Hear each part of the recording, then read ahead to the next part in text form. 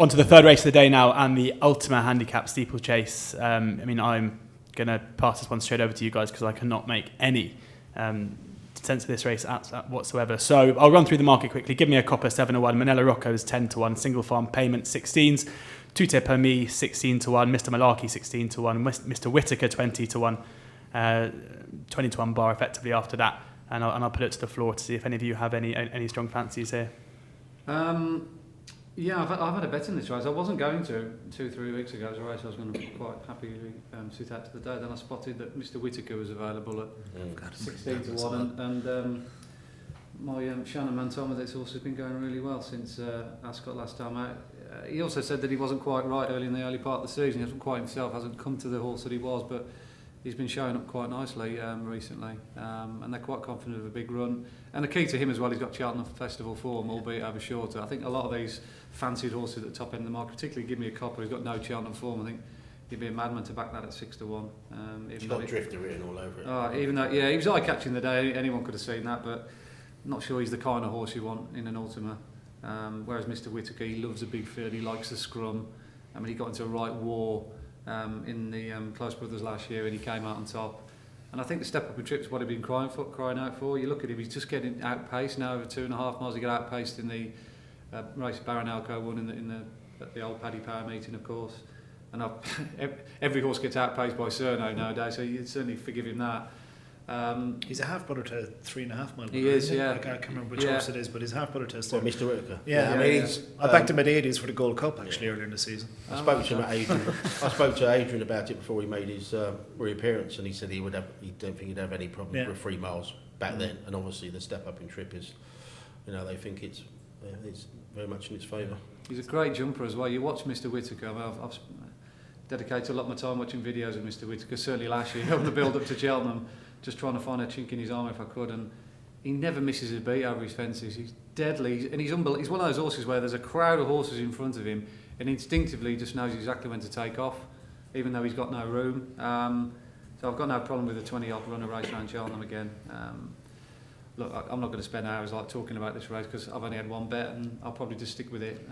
So yeah, Mr. Whittaker, I'm already on him. Sadly, Mr. Whittaker, that 20s I mentioned has gone. I don't know if people have got bugs here, but 12-1 now best price, and that is with Betfair Sportsbook. I think that's it. Tony just opened that up his change. I'll soon tapping away on the keypad. If I could get on with 888, I wouldn't be here. Well, what I'm saying on a more general point, might be one for you, Joe. Are we comfortable with the fact that we've had Mick Shannon's not alone in obviously sending horses out to Henrietta Knight? Do you think trainers should be a little bit embarrassed by the fact that they have to farm horses out to other former trainers and training yards to get their horses to jump properly? And like I said, they're not alone. Obviously Henrietta's done the business of the Bagoura as well. I'm sometimes a little bit uncomfortable with that, and I think they should maybe be a little bit embarrassed by the fact is they are paid to train horses and they have to farm it out a bit. I think it's very common to have horses in pre-training with different people, prior to the start of the season, or if they're coming back from a leg or if they're coming back from injury.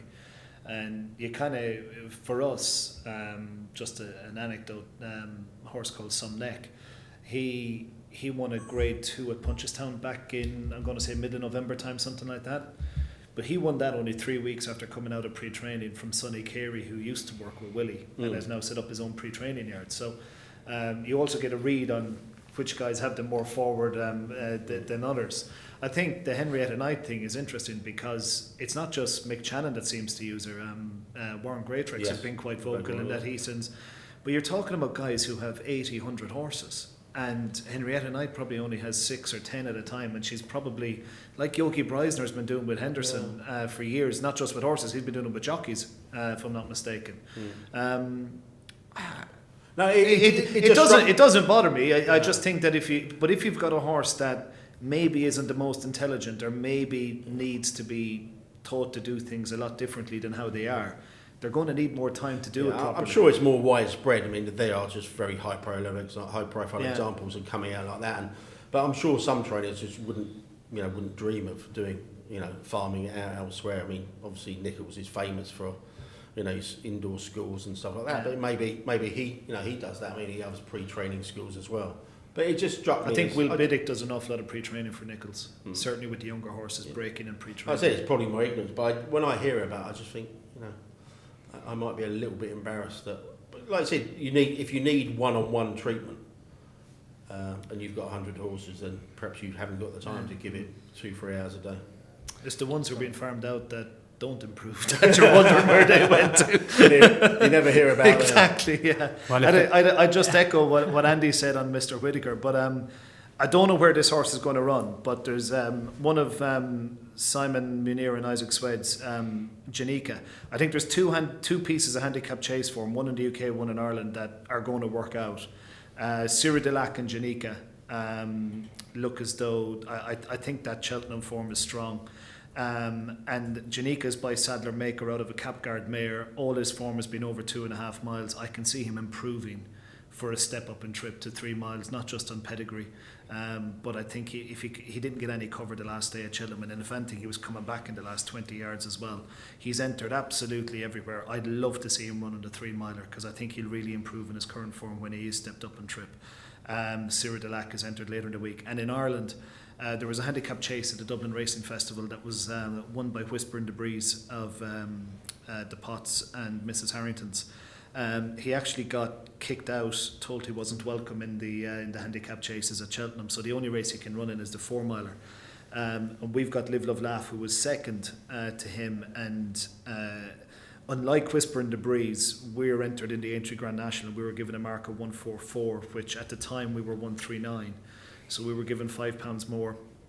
We've since gone up £1 because Cadmium won, who was third or fourth behind us in that race at Leopardstown. And I think the English handicapper couldn't give us more than 144 that we got in the National. So we're still in the handicap chases, whereas Whisper in the Breeze isn't. And perversely, it now looks as though he'd have to give us weight when it was the other way around. And Speaker Connolly was third, I think, in that. He's got about 6 entries in the handicap chases as well. I just think those 2 bits of form are going to work out, and wherever those horses do turn up, they'd probably be ones to keep on side. Yeah, just before we move on, obviously Q-Star Civil won the race last year. It's only £3 higher. Looks like being laid out for the race again.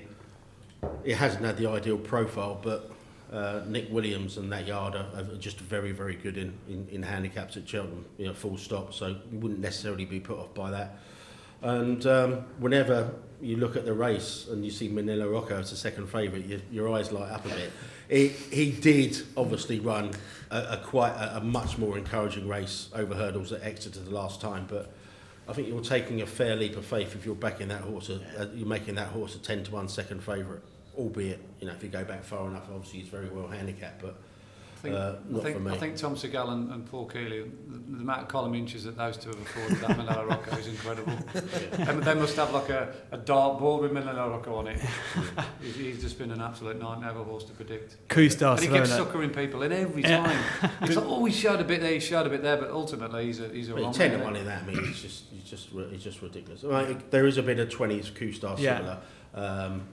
I think ground on the softer side would be fine. Obviously, it was heavy when it won it last year.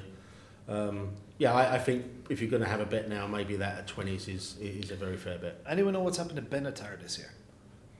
No. He looks absolutely lost. Yeah. And he rattled home in the JLT, haven't been prominent, but his form has just been miles below that. In fairness, the JLT hasn't really worked out either. But anyway, he's just another one that caught my eye. Just being thrown in there. So if Andy's right, as usually, it's going to be a hell of a start to the Tuesday for Mick Shannon with Glenn Forza and then Mr. Whittaker. But a couple of hours there for the Ultima